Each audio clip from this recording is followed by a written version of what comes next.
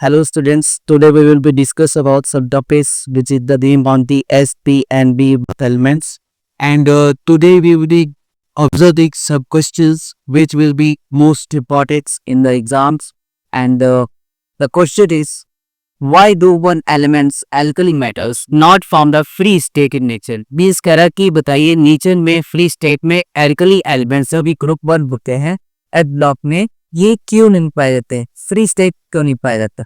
दूसरा ये है, give the maximum number of the electrons that can be accommodated in the S P and D, मतलब S P D subset में कितने maximum number of electrons पर accommodate जैसे किया गया फर्स्ट का। तो यहाँ हमने देखा है पैरा की ग्रुप पर के अगली एलिमेंट्स क्यों नहीं काउंट किए जाते हैं, तो बेसिकली कुछ रीजंस होते हैं जिस रीजन की वजह से यहाँ पर हम लोग यहाँ पर देख सकते हैं कि भाई ये एल्कली जो मेटल्स होते हैं वो नेचर में फ्री स्टेट में क्यों नहीं पाए जाते।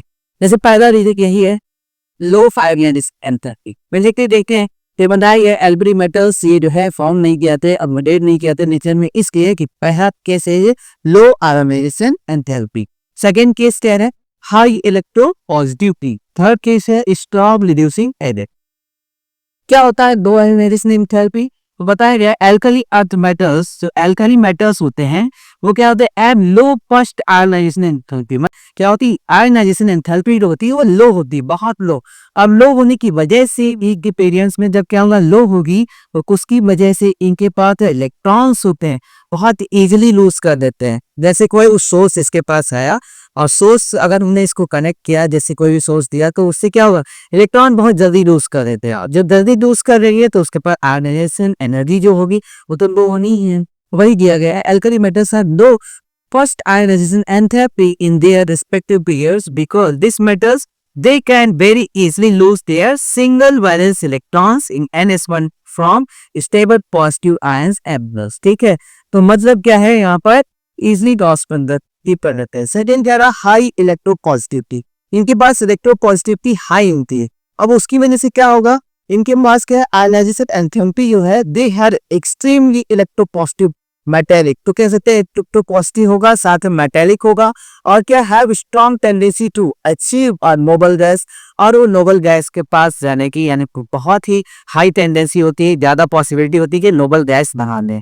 ठीक है, gas configuration by the donating their electrons. अब नोबल गैस में जैसे हीलियम गैस हो गई है ना, ये गैस क्या है NH2। तो इसमें हम देखते हैं इनके एस ऑर्बिटल में लास्ट में टोटल भरे हुए इलेक्ट्रॉन्स होते हैं जैसे NH2। अब हीलियम में जब कोई जगह ही नहीं तो क्या है, वो नोबल गैस ही बनाएंगे, इनके पास कोई वैलेंसी ही नहीं होगी। ऐसे ही हमारी और ये गैसेस होती है, आर्गन हो गई, नियॉन हो गई, ये हमारी कैसी नोबल गैसेस। नोबल गैसेस मतलब इनके पास क्या है, वैलेंसी जीरो होती है। थर्ड कह रहा strong reducing agent. Strong reducing agent क्या होता है, इनके पास कोई टेंडेंसी होती है कि लूज करने की, इलेक्ट्रॉन लूज करने की होती बहुत ही ज्यादा होती है। इसकी वजह से makes them powerful reducing agent, इसकी वजह से पावरफुल रिड्यूसिंग एजेंट बनाते हैं। रिड्यूसिंग एजेंट ऑक्सीडाइजिंग एजेंट, और वो पता होगा क्या होते हैं, यानी जिसमें ऑक्सीजन ऐड हो जाता है ना, वहां पर क्या ऑक्सीडेशन होगा या रिड्यूसिंग होगा। ऐसे ही हाइड्रोजन है, किसी एक में हाइड्रोजन ऐड होता है और किसी एक में ऑक्सीजन, वहां पर ऑक्सीडेशन और रिडक्शन होता है। और जहां पर ये दोनों प्रोसेस पाए जाते हैं उसे हम क्या बोलते हैं, रेडॉक्स रिएक्शन बोलते हैं। रेडॉक्स रिएक्शन में ऑक्सीडेशन और रिडक्शन दोनों प्रोसेस पाए जाते हैं। ठीक है, बेसिकली यहाँ स्ट्रॉन्ग रिड्यूसिंग एजेंट होते हैं, मींस हाइड्रोजन को जोड़ने की क्षमता इनके पास ज्यादा होती है, तो ये रिड्यूसिंग एजेंट होते हैं। They react vigorously and common elements compounds found in the environment such as oxygen। हर जैसे ऑक्सीजन हो गया और इससे मिला होता है, ऑक्सीजन हाइड्रोजन मिलकर दिए तो वाटर बन जाता है। Because of this high reactive they always insist in nature। इसी वजह से हाई रिएक्टिव होते हैं, इसीलिए ये नेचर में क्या होते हैं, पाए जाते हैं, जिसकी वजह से कंबाइन पर ऑक्साइड्स बनाते हैं, सिलिकेट्स बनाते हैं। ऐसे यहाँ पर ये सारे कह सकते हैं स्टेबल ऑक्सीडेट्स, स्टेबल कंपाउंड्स ये सब बनाते हैं।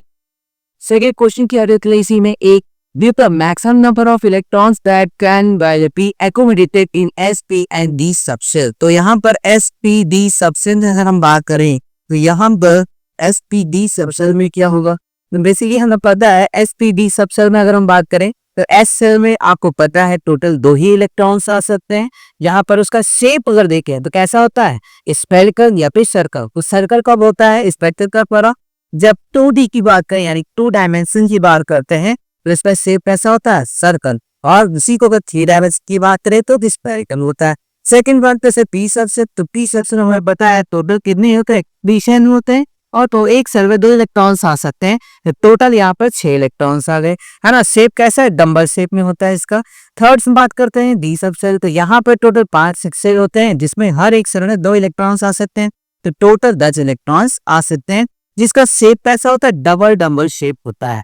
ठीक है, अब देखते हैं, तो वही बोला गया कि इलेक्ट्रॉनिक कॉन्फ़िगरेशन देखें एस ब्लॉक एलिमेंट्स का NS1 ग्रुप में, तो हम उसे क्या बोलते हैं, एल्कलाइन यानी एल्कली अर्थ मेटल, और जो हमारे दूसरा होता है NH2 उसे क्या बोलते हैं, एल्कलाइन अर्थ मेटल। क्यों? क्योंकि ये क्या होते हैं, ये जो है अर्थ की सरफेस पर पाए जाते हैं, और अर्थ की सरफेस पर जब पाए जाते हैं तो हम कह सकते हैं ये कैसे होते हैं, ये बहुत ही स्मूथ होते हैं, यानी बहुत ही सॉफ्ट होते हैं, इसको चापड़े से इजीली कट कर सकते हैं। इसी को हम प्रिंसिपल क्वांटम नंबर बोलते हैं, जिसे हम n से डिनोट करते हैं।